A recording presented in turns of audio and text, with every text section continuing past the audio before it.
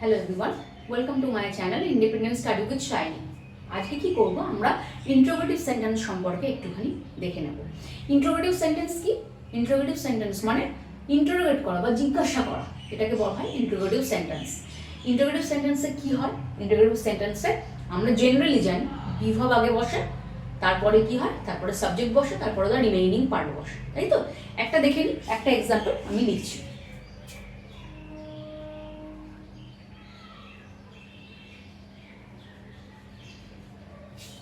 Is Ram well?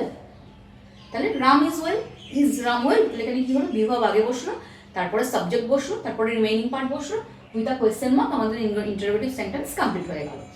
ঠিক সেই রকম ভাবেই যদি আমরা হ্যাভ ভার্ব নিই, হ্যাভ ভার্বের মধ্যে কারা কারা পড়ে? Have, has, had.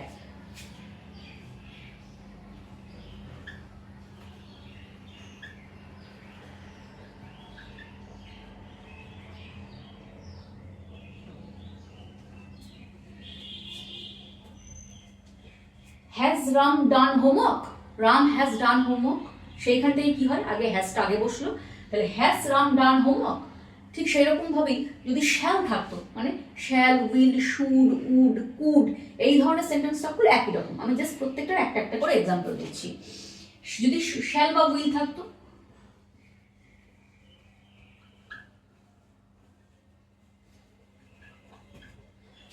Will Ram গো দেয়ার? রাম কি সেখানে যাবে? উইল রাম গো দেয়ার, ঠিক আছে? যদি শুড, উড, কুড এইগুলো দিয়ে কোনো সেন্টেন্স থাকতো, তাহলে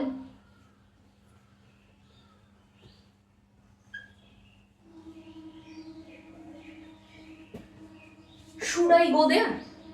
I should go there, should I go there? তাহলে চারটে আলাদা আলাদা করার মানে হচ্ছে বিভিন্ন ধরনের ভাব, যেমন বি ভাব, তার মধ্যে am, is, are, was, were, তার মধ্যে হচ্ছে হ্যাভ ভাব, have, has, had, shall, will এবং শুড, উড, কুড, বিভিন্ন মডেল যে ভাবগুলো থাকে, এগুলো যখন থাকবে তখন কি হয়, সেন্টেন্সে প্রথমে কি হবে, সেগুলো বসে যাবে, তারপরে তার ইমিডিয়েট পরে কি হবে, সেন্টেন্সের সাবজেক্ট বসবে, মানে যার সম্পর্কে আমরা বলছি তার ইমিডিয়েট পরে বসবে, এবং তারপরে রিমেইনিং পার্ট বসে যাবে, ঠিক আছে? এইটা হচ্ছে আমাদের বেসিক ইন্টারোগেটিভ সেন্টেন্স আমরা কিভাবে তৈরি করি, তার বিভাগ আর মোডাল ভাব, হ্যাভ ভাব এদের সাহায্য নিয়ে। প্রশ্ন উঠছে, যখন এরা কেউ থাকবে না, আমি জানি এগুলো সবই তোমাদের জানা, তবু জাস্ট এগুলো বলতে হয় তাই বলা। যখন এগুলো থাকবে না, তখন এদের হয়ে প্রক্সি কে দেবে? তখন এদের হয়ে প্রক্সি ছোটবেলা থেকেই সবাই আমরা জানি ডু বা does.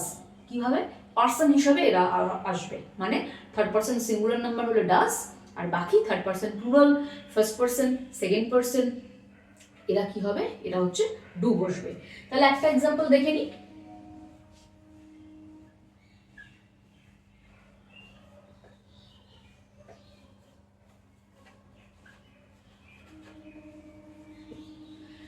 Does he play football? তাহলে এখানে কোথাও am, is, are, was, were, have, has, should কিচ্ছু নেই, তাই জন্য কি হলো, এখানে থার্ড পার্সন সিঙ্গুলার নাম্বার, তার আগে কি বসলো, ডাজ। ডাজের পরে একই নিয়ম, ইমিডিয়েট পরে কি হবে, যার সম্পর্কে বলা হচ্ছে সে বসবে, এবং তারপরে কি হচ্ছে, রিমেইনিং পার্ট বসবে উইথ আ কোয়েশ্চেন মার্ক। এইভাবে হচ্ছে ইন্টারোগেটিভ সেন্টেন্স হবে। তাহলে অ্যাম, ইজ, আর হয়ে গেল, ডু, ডাজ হয়ে গেল।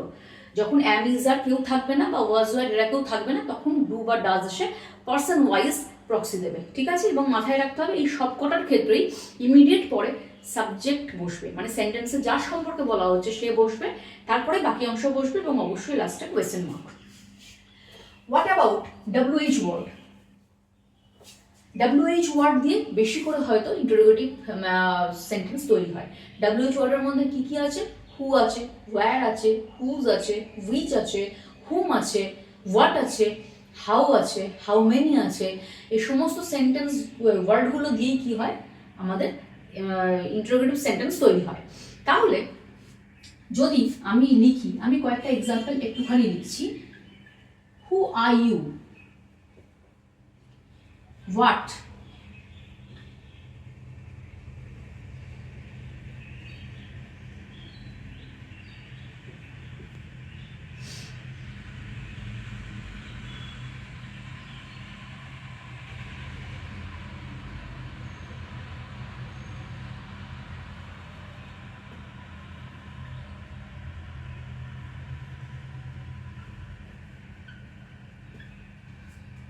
হু are you, what do you want, how are you, which is your pen.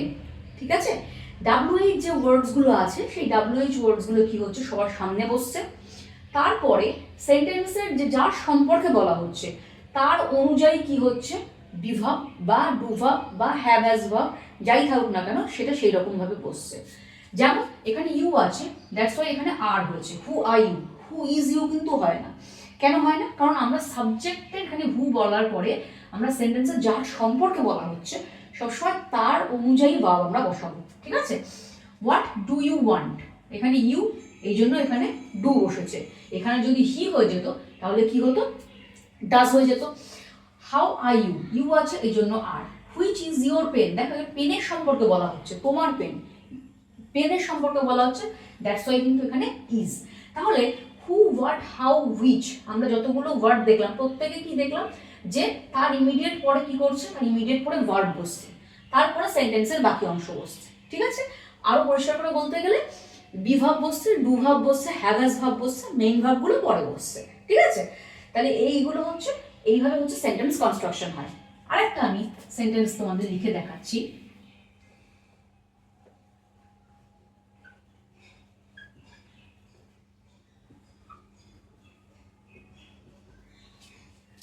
যখন হুজ কথাটা থাকছে, হুজ WH ওয়ার্ড হুজ কথাটা থাকছে, তখন কিন্তু এই রুলসটা ম্যাক্সিমাম ক্ষেত্রে মানছে না।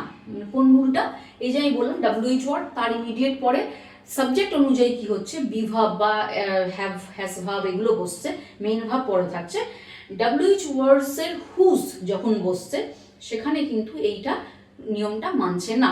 হুজ যেহেতু একটা সম্পর্কের সাথে রিলেটেড, মানে হুজ কার, একটা রিলেশনশিপের কথা বোঝাচ্ছে, এই জন্য যার সম্পর্কের সাথে বোঝাচ্ছে ইমিডিয়েট সেই সাবজেক্টটা তা হুজের পরে বসছে। ঠিক আছে, হুজ বুক ইজ দিস, যদি এখানে বুকস হতো তাহলে আরো পাল্টে আর হয়ে যেত।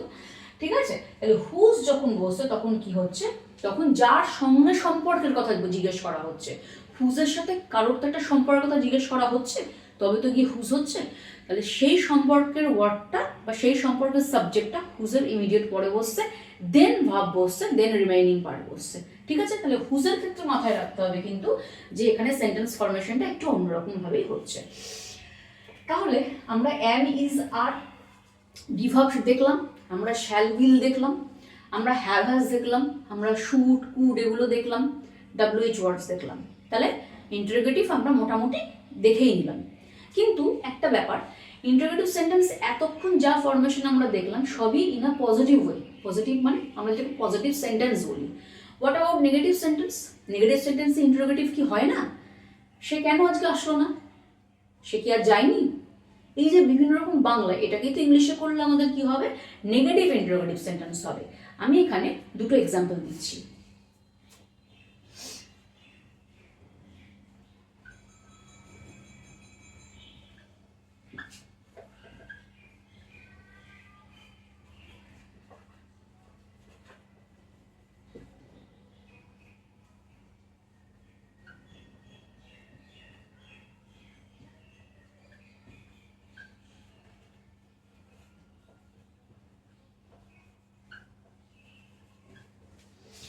Does he not play football? Does not Ram play football? এখন যদি আমি জিজ্ঞেস করি এই দুটো সেন্টেন্সের মধ্যে ডিফারেন্স কোথায়, তাহলে তোমরা বলতে পারবে কি একটা প্রোনাউন বেসড মানে একটা হি আছে, আর একটা নাউন বেসড মানে রাম আছে। আর কি কোথাও এখানে দেখতে পাচ্ছ কোনো ডিফারেন্স রয়েছে? দেখো এখানে নট পজিশনটা কি হচ্ছে, দুটো জায়গায় দুরকম বসেছে। নট কথাটা, ডাস তো ঠিক আছে, সেটা তো সাবজেক্ট অনুযায়ী বসেই গেল, যেখানে হ্যাভ হ্যাজ থাকলো না, অ্যামিজার থাকলো না, ডু বা ডাস প্রক্সিতে আসছে। কিন্তু নট কথাটা মানে নেগেটিভ আমরা যখন করবো তখন তো নট বসেই করবো, তাই যখন নট কথাটা এখানে দুরকম জায়গায় বসেছে, তাহলে এখানে দুরকম জায়গায় বসেছে এর কারণ কি? নেগেটিভ সেন্টেন্স যখন আমরা ইন্টারোগেটিভ সেন্টেন্সে তৈরি করব তখন নট কথাটা সব সময়, সেটা ডাজ নট হতে পারে, সেটা উইল নট হতে পারে, সেটা শুড নট হতে পারে, যে কোনো জায়গায় নট কথাটা অলওয়েজ প্রোনাউনের পরে বসবে এবং নাউনের আগে বসবে। সবসময় কি বললাম, প্রোনাউনের সবসময় পরে বসবে এবং নাউনের আগে বসবে নট কথাটা। উইল, শ্যাল, হ্যাভ, হ্যাজ এগুলো তো আগে বসেই যাচ্ছে, তারপরে যে নট সবসময় প্রোনাউনের পরে এবং নাউনের আগে বসবে। ঠিক আছে, একটা সেন্টেন্স আমি একটুখানি লিখি।